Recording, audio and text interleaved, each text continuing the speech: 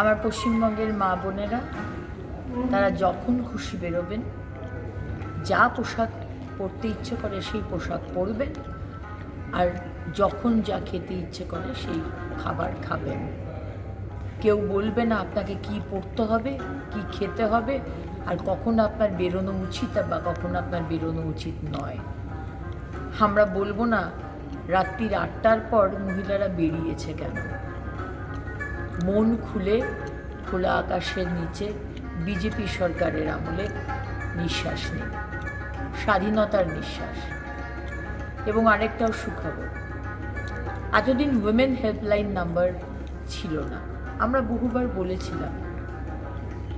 তাই খুব শীঘ্রই 181 উইমেন হেল্পলাইন নাম্বার আমরা চালু করতে শুরু করেছি, চালু করব খুব তাড়াতাড়ি, খুব শীঘ্র।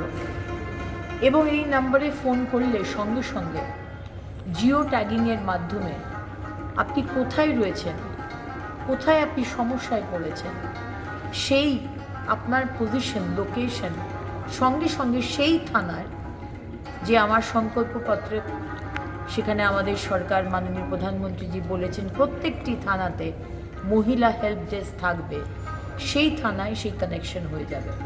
সুতরাং আপনি যে থানার সবথেকে কাছে, সেইখানে জিও ট্যাগিংয়ের মাধ্যমে সেই থানায় খবর পৌঁছে যাবে যে ইমিডিয়েটলি আপনার কাছে যেন হেল্প পৌঁছে যায়।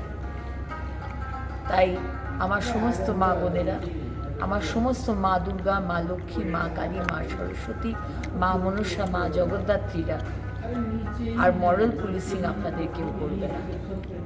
ভালো থাকবে।